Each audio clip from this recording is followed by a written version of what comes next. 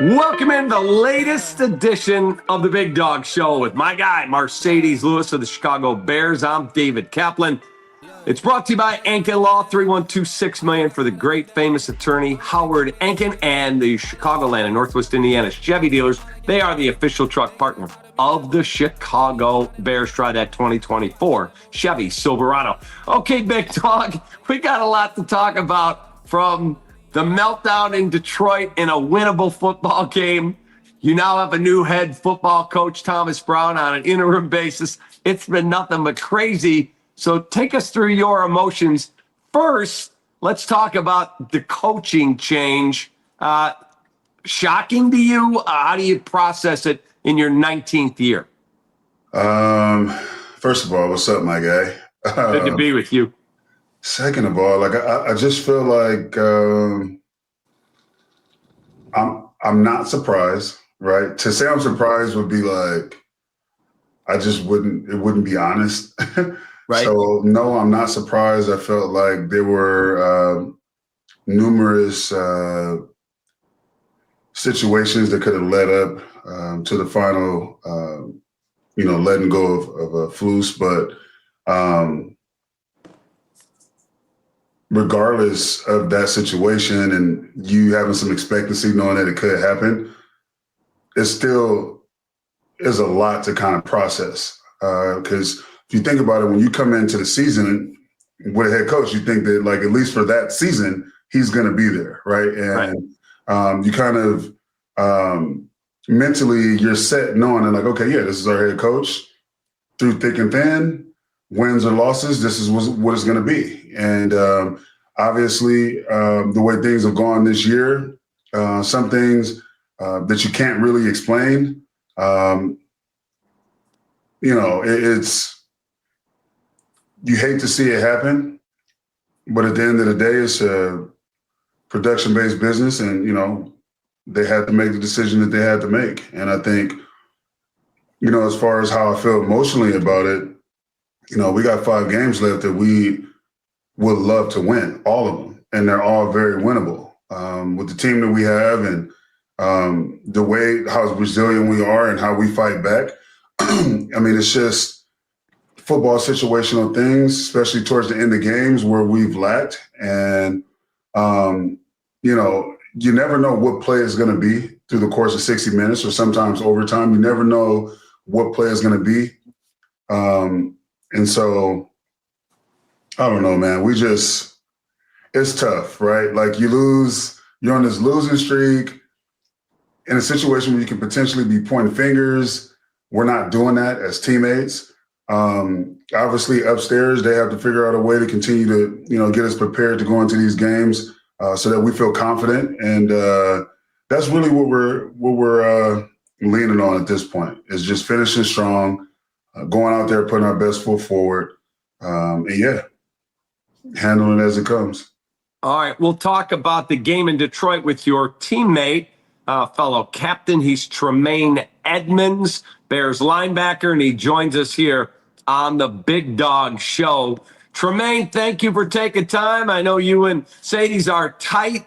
We were just going over the fact that you have a new head football coach, Thomas Brown, after Flus was fired. But let's go back to Detroit, because second half, man, you guys do a really good job defensively, offensively. Caleb throws 3 touchdowns. Here come the Bears.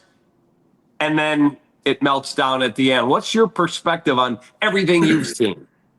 Yeah, first off, man, appreciate y'all for having me. Big Dog, it's my guy for sure. So definitely appreciate y'all, man. But yeah, I mean, a lot of emotions, of course, obviously more than, anybody probably can imagine. But, I think just the key thing is now is just, doing the things that we did, in particularly second half, and starting off the game fast like that. You know what I mean? Like, it's easy to say at the end of the game, I wish this, I wish that. But I think the main focus is coming off playing the same way that we played, because I'm pretty sure on both sides, a lot of guys will say, we didn't particularly play our best ball. You know what I mean? We could have played, a little bit better to put us in a position that it didn't have to come down to those final lines. I mean, you can use all different type of perspectives, man. But I think the key thing is just coming out, firing and coming out fast and, not waiting to, get things going, man. But like I said, just to answer the question, man, I think it's a lot of emotions.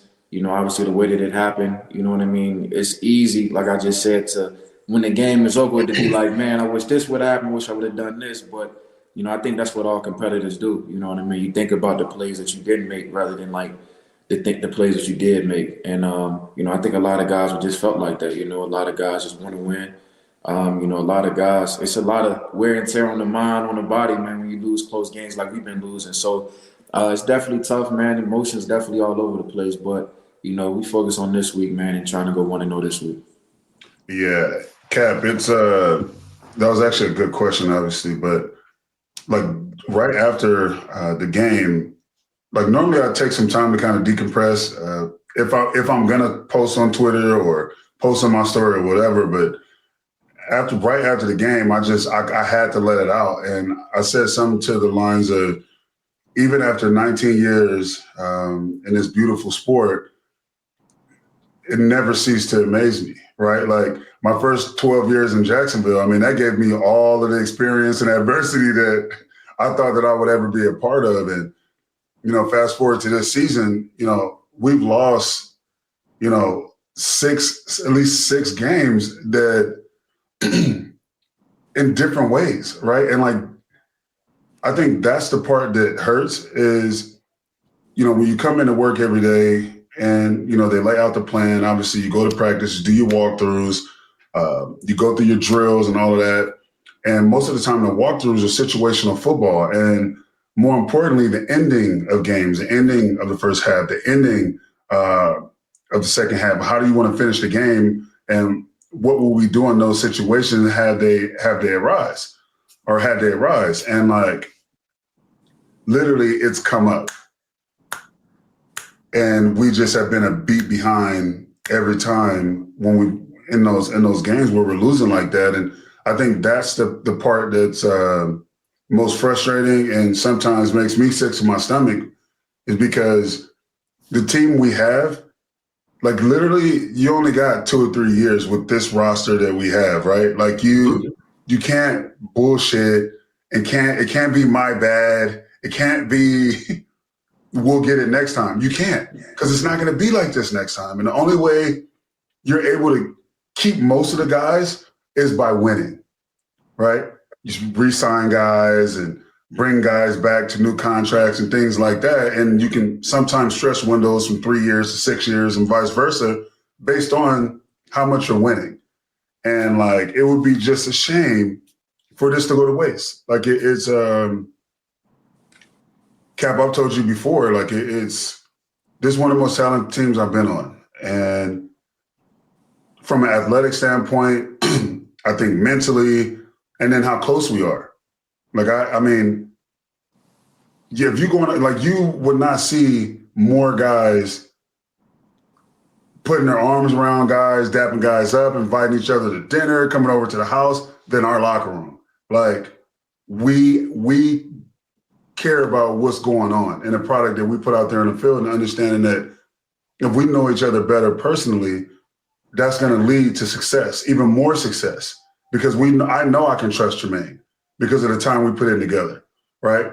Or if I'm working out and I'm going to go recover, I'm tapping in with Tremaine like, yo, you trying to get this sauna and this cold tub in? Like, that's just another opportunity to really like break bread and pick his brain and vice versa, and try to like convey that message throughout the team. Like, it's just things like that we do naturally that I haven't been a part of. And yeah, it just sucks to be in this position right now where we're like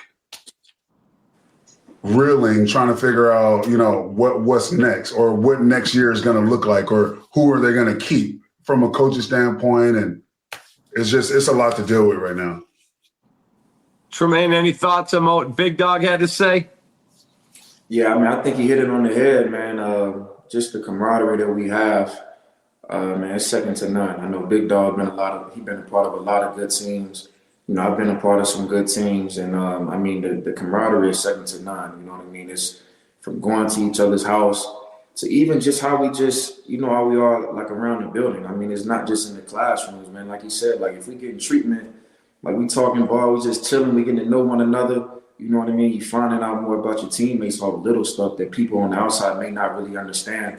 Like, this is what goes on a day-to-day basis. And like you just said, man, I mean, even with the position that we in, man, you would think people are in the locker room pointing fingers and doing this type of stuff. But to be honest, I really think that we're becoming closer as a unit. You know what I mean? We're having more conversations. We're going out to eat a little bit more.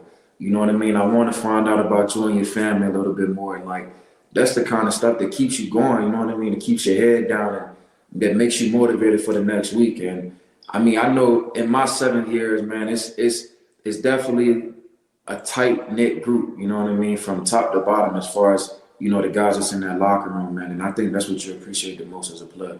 Yeah, the adversity is bringing us together. Facts. And it's doing the opposite of what is natural, right? Naturally, you want to kind of do this, but we've come together and we didn't need a coach to tell us to do that or keep it tight, so to speak. Like, this is just who we are and it's what we built. And it's just truly unfortunate. Like, we put in way too much work and we're one of the hardest working teams out there, right? Like, throughout the season, when coaches had like a decision to make between pads and no pads, we're the team that's putting on pads. You know what I mean? Like, you get what I'm saying? Like, it's just like, we're not cutting corners is what I'm trying to say. And all I want is for everybody to feel success and feel what it feels like to reap the benefits of the hard work and the things that we're doing and the extra things that we're doing to be better. And the fact that hasn't happened and, you know, watching the film back, like, it literally makes me sick because it's always 2 or 3 plays. And in our case, 1 or 2 plays at the end of the game between being 8-4 or 4-8, like, that's crazy to me. Like, Crazy. I can't.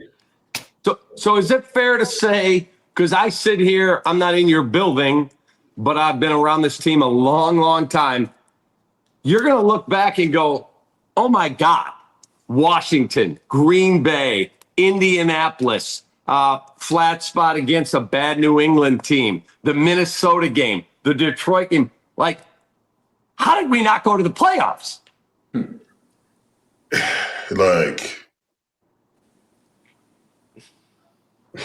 Like everything that you just said, all that you just named, we literally had control over all of that. All of it. And like, football is a sport to where, like, it's not much you have control over, right? Like, everybody has to be doing their 111 for it to be a good play, right? Just a positive play, positive yards. Because if one person's not doing something, at least on offense, that could be a negative play.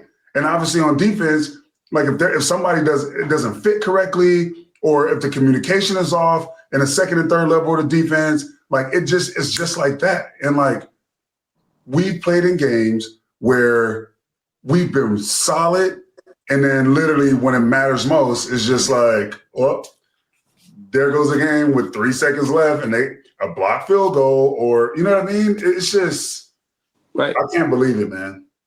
I can't believe it. Like, this is literally a movie. And when I write a book one day, it's going in there for sure. Oh, it's getting its own chapter. No doubt. Tremaine, away from Eberflus and all of the negativity, unfortunately, at 4-8, tell us about you and your time here in Chicago. I mean, I remember when the draft was being held, your name was being talked about for the Chicago Bears, and then coming out of Virginia Tech, you end up with the Buffalo Bills, and then free agency hits, and they're like, we need a really mobile, quick, athletic linebacker. Bam, the first thing they do, I think it was like $72 million. There we go, got him. So take us back through your history, how you got through the NFL and here. Yeah, don't make me feel too old, man. I got you. Nah, but it's been good, man. Just looking back on it, you know, obviously in 2018, you know, Buffalo drafted me there first round, and you know, it's when you spend 5 years in a place, obviously it's a little bit like, man, what's the next move got for me? What's the next spot, you know, looking like as far as my future? But it's nothing but thanks and gratitude to the people over in Buffalo for giving me my first opportunity, man, for giving me my chance to, come in this league and make a name for myself. I really think that was just the mindset coming out. I was already a young guy. I got drafted at 19 and turned 20 that next week. So it's more so like, I'm putting my workman hat on and I'm getting to work. You know what I mean? I'm demanding this respect by how I work day-to-day basis, you know what I mean? And the guys are gonna feel that. So I really think like has been my mindset since day one.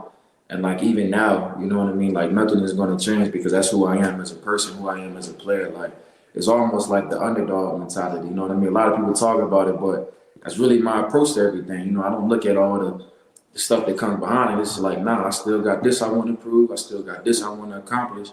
And I know what it's going to take to get there. You know what I mean? And I can't just say just me. I've been surrounded by great guys. And I mean, like, great guys. Obviously, Big Dog is one of the best leaders I've been around. You know what I mean? And how much game, how much wisdom he gives me just off of basic comment. It could be something as simple as like the music we listen to. You know what I mean? It's like, yeah, I can vibe with Big Dog. You know what I mean? I'm 26 years old, but we still in here vibing. We still got this connection. And, I've been around some great guys, even in Buffalo, you know what I mean, that was older than me, that I could just sit back and I can just kind of pick up game from. And, I think that's just, to answer your question, getting me to this point, just kind of, being a student, you know what I mean? Being a student from the guys that has done it from a long time, I ask Big Dog questions all the time. And even if it's a question I may have asked him a month ago, I may have forgot. So I'm gonna ask again, you know what I mean? And I try to tell everybody like ask questions, you know what I mean? Like Big Dog has played 19 years. Like I would be a fool not to ask him questions, you know what I mean? Like if it's something that's on my mind, like I'm gonna ask him. He's been through it before. No doubt. So I think that's just the mindset, man, and that's just how I try to approach every day because I don't know everything. You know what I'm saying? Like it's gonna be things that comes up, and I'm like, yeah, that's in 7 years this ain't never come up. Let me see what Big Dog thinking. You know what I mean? Just because of experience is the number one teacher. So somebody that's been through something, obviously they're gonna see things from a different lens, and perspective always drive your performance. Yeah, I mean, bro, first of all, keep that about you. I think that's just underrated in general as far as just asking questions. I think, in the society that we live in, it's like a social reconstruction for people to get annoyed by, when you ask questions. Like, Right.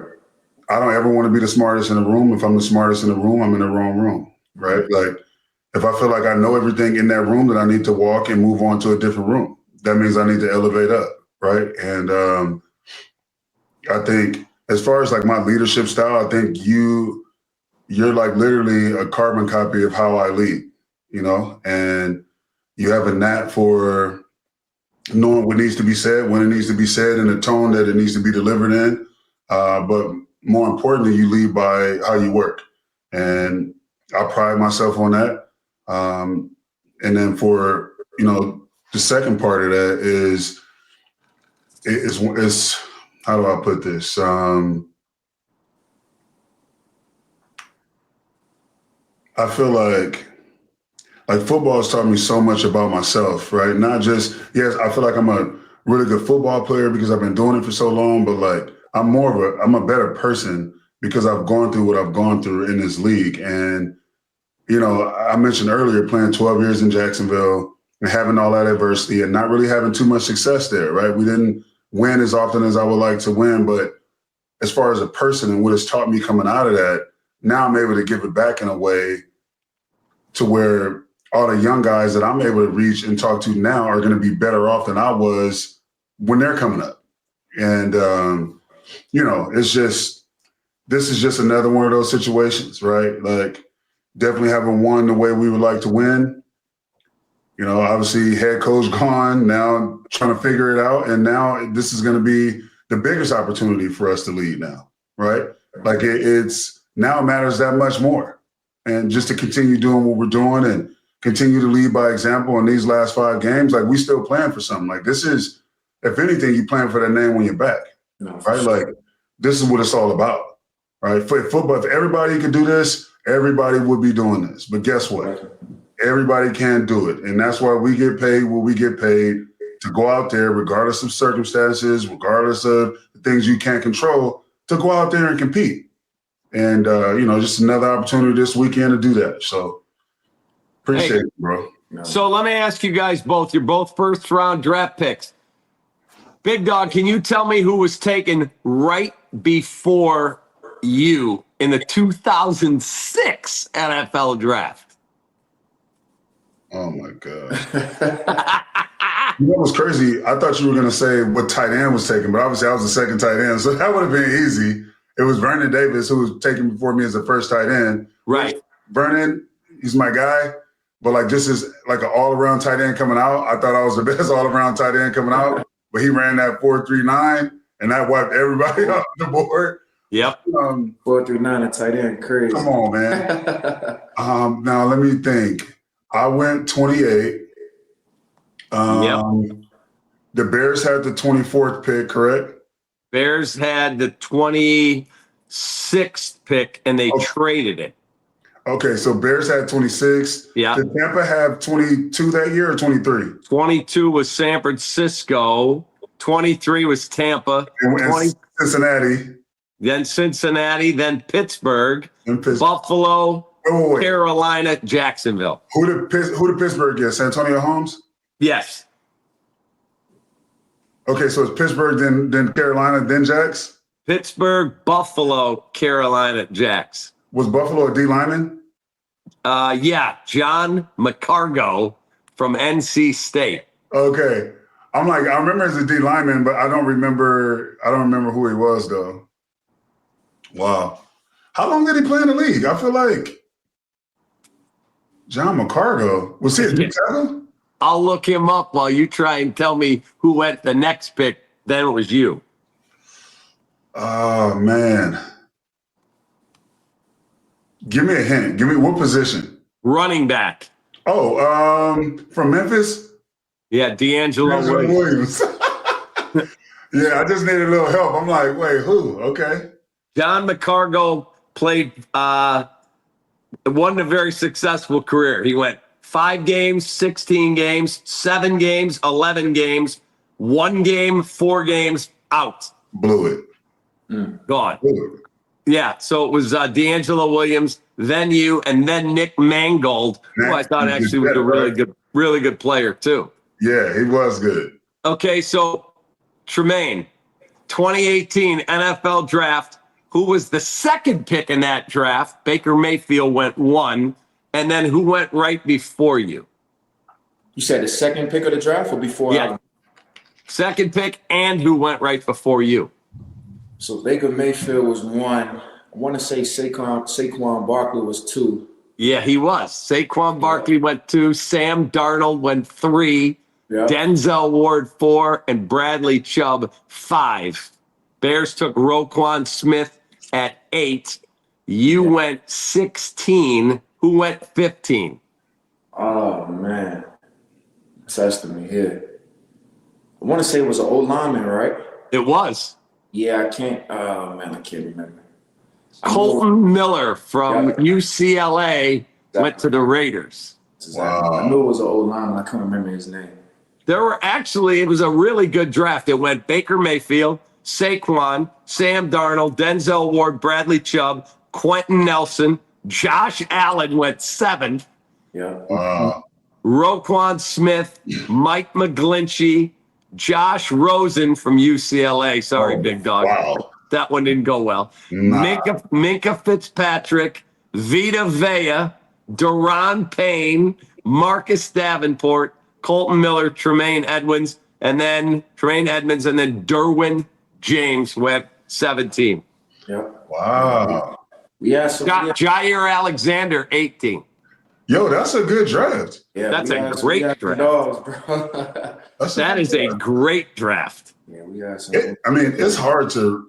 I'm so far removed from my draft class. Like when you asked me that, my mind literally was like, God, yeah. I have no idea. And in Tremaine's draft, the 32nd pick was a trade back up into the first round. Lamar Jackson. Yeah. Wow. Yeah, bro.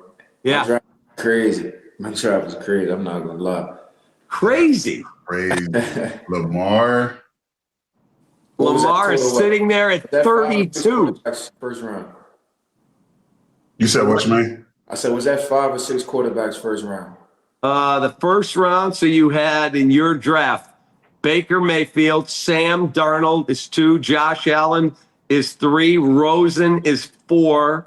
And it would have been 5 with Lamar. 5 with Lamar. That was 5 quarterbacks in the first round. Yeah. The Josh Rosen thing was crazy, man. Sometimes it just pays just to do your job, man. Just work your ass off and all the extra talk, because people don't understand, man. Like, this game is unforgiving, bro. And just because you did something in college do not mean that shit is about to transfer over. Like, it's not. Certain things will. Don't get me wrong. But, like, I think some young guys that are coming out, they underestimate just that ability to kind of, like, for the older guys to, like, nullify things that you would get away with normally in college just because you're more athletic, right? Like, mentally, if you don't study enough, if you're cutting corners, like, you're gonna get exposed, bro. Like, this is not, and I'm saying this because I'm 40 years old, right? When we go into games, I'm pretty sure that those dudes that I'm blocking are like, oh, I'm about to tear this up. No, you're not. It's not happening, bro. Right. Yeah, it was funny. Tremaine, I was telling Big Dog, we had dinner one night. There was a Bears quarterback 25 years ago. He literally is calling out the play, and whoever the center was back in the day turned around and goes, we ain't got that in our playbook, because he did no homework, and he wasn't in the league very long. So it speaks to that. If you had a weekend downtown and you were going to go hang out, what are your favorite things you'd want to do in Chicago? Favorite restaurant? Man, I heard y'all talking about it before I came on. Brevette's is one of my favorites. I'm not gonna lie. That's one of my go-tos. So good. I guess when you can get a reservation there, but it's definitely one of those spots. I'm probably gonna go there, just relax. The ambiance nice. The food is really good. Yep. They got the music in the background. I'm telling you, like, it's real chill, like, it's laid back. Neo soul. Yesterday I was playing like some 90s hip hop and R&B. I said, I'm in the right spot. I'm telling you, I don't need too much. A nice meal. They got like the Broadway stuff. If I can catch a nice little show downtown, I might go to a show or something like that. Just chill. And I'm telling you, man, I'm real. Like, he old school, Cap. He like me. He's old soul. Old soul. I don't need too much. Do you guys play fantasy football at all? I know Josh Allen said after the game last night, yeah, I started myself. He had 4 touchdowns. Yeah, no, I don't play it, me personally. Yeah, no, I don't really get involved in fantasy football. Yeah. In terms of who you guys have watched this year, if you had to pick a team out of the AFC and a team out of the NFC, I've got Detroit and Buffalo playing in the Super Bowl, but I actually have the Bills winning the Super Bowl. What do you guys think? I'm going to be honest, it's kind of hard to tell. Like, these last 5 weeks important for a lot of teams. You know what I mean? Yeah. So, I'm going to be honest, it's kind of tough for me to call it right now. I don't know if Big Dog got somebody, but it's tough for me to call it. Big Dog? I will go with Buffalo, too. They're really good, man. Yeah. That quarterback's got to be the MVP. Yeah. He's having an amazing year. I will go with Buffalo. Are we talking about just making it to the Super Bowl or to win it? I have Detroit and Buffalo making it. Okay. So I got Buffalo making it. And it's going to be between Detroit and Philly. Yep. I would give Philly the slight edge. And if it's going to be in a dome. So if it was Detroit, I feel like Detroit would probably win that in a dome versus Buffalo. If it was on grass, I would give it to the Eagles. Like, I would say either Detroit or the Eagles will make it, but obviously it's going to be in a dome. But if it was on grass, I think Philadelphia would take that. I don't know if Detroit would be able to get that done on grass, but I think Goff plays his best ball inside. He's pretty tough, man. I know. Before we wrap this all up, if you guys had a night at home and no football, no film, no sports on TV, would you watch a movie? Would you just listen to music? And if it was a movie, what movie would you want to watch that you've already seen? Man, we're both music guys, so I'm gonna just put that out there just for everybody to know that me and Tremaine are probably the most. When you talk about crates and catalogs, like we're probably the most musically inclined guys on the team. All right, so I'll just put that out there. Always be vibing for sure. I am a movie guy. I love watching a good movie. Fuck, man, this is tough. Because if I have only one thing, just music for the rest of my life, if I'm on an island, just give me my music. I'll make my movie in my head based off the music that I listen to. Okay. But since we're talking about just being at the house, I think I'm gonna watch Dark Knight Rises. How about that? How about you, Tremaine? I'm a Bane guy. Yeah, I think that's it. For sure. No, that's smooth. Like I said, man, yeah, we'll definitely vibe off the music for sure. Outside of the music, I don't know. I feel like I'd probably watch a show. Like I'd probably binge watch a show more than a movie. But if I had to choose a movie, man, I'm gonna give you 3 because I like all 3. I'm gonna probably any of the rush hours on, man. I'm just gonna sit back, have a good time, laugh a little bit. Yeah, I'm cool, man. I think any of the rush hours, like it'll get you through whatever, because you're gonna laugh a little bit for sure. no doubt. I've never seen any of the rush hours. You gotta add that on your list. Check it out. Add that on your list. I absolutely will. Guys, Big Dog and I will wrap it up. Tremaine, thank you for taking time for the Big Dog Show. And here's hoping the last 5 games are what you guys want it to be. Appreciate you, Kev. Appreciate y'all. Thank you. All right, thanks, Tremaine. Appreciate you, bro. I'll see you tomorrow. Yes, sir, bro. All right, bro. All right, Big Dog, let's wrap it up this way. San Francisco is banged up. It looks like McCaffrey might be done for the year. They just got whacked last night, 35-10. I feel like there's going to be a bounce with Thomas Brown there. Do you feel that and feel like, hey, man, it's like a reset button, 5 to go? Yeah, I mean, it's you see what happened when he took over the play calling, right? Mm-hmm. It's only going to get better from there, right? So he texted me after he got the news that he was being bumped up as the interim head coach and was like, appreciate what you've meant to the team. I'm excited to go to work. Keep leading the way you are, Big Dog. We leaning on you. He was like, and for me, same guy, different position, right? He's such a dude. Like his presence, his open mind and open heart approach to be collaborative, to get things done is what we all lean on and what you can expect. He's the same guy every day and has been that way every day. And the guys are going to play hard for him. So I'm looking forward to coming in there this week and seeing what new wrinkles we have and get to this film. Because, yeah, San Francisco is banged up, but a lot of respect for them.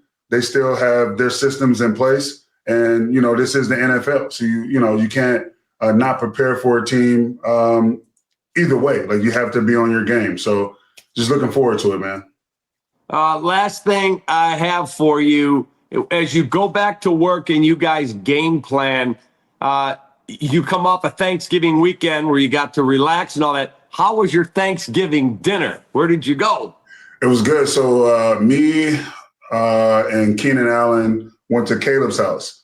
And then Caleb's chef cooked this big old meal, like something off a TV show. Like I'm talking about, I'm not necessarily a turkey guy. I'm more of like a honey baked ham with the pineapple and the glaze and all of that. But they, had the turkey, had the ham, every side dish that you can think of. They had like one of them was like dressing with like sausage in it. And then another one was just like dressing, just regular dressing. And then obviously like mashed potatoes, macaroni and cheese, sweet potatoes, greens. Like it was amazing. I'm like a portion guy. So I literally got my plate and was like, a little of this, a little of that, a little of that, a little of that. I didn't overeat, but it was amazing. I had a really good time. Any desserts? Any good desserts? For dessert, I had apple pie with salted caramel ice cream. So, yeah, it was fire. Pretty good, man. Pretty good. Well, we're thankful that we're with you. And here's hoping next week when we do this show again, we're talking about a win over the San Francisco 49ers. We need it, man. We need it. We put in the work, bro. Like I wouldn't, regardless of like us doing a show and talking back and forth, I'm always gonna keep it real. And if we didn't put in the work, if it was guys that were 1 foot out the door, like I wouldn't even talk like this. Like I wouldn't even feel comfortable talking like this. But we put in the work. We're absolutely excited to go in there and finish out strong, starting with this weekend. And let's see what happens. But I appreciate that. All the best. Appreciate you, man. Appreciate you. There he is, the Big Dog Show. Thank you to his special guest, Tremaine Edmunds. For Marcedes Lewis, I'm Cap. We'll see you next week. Take that.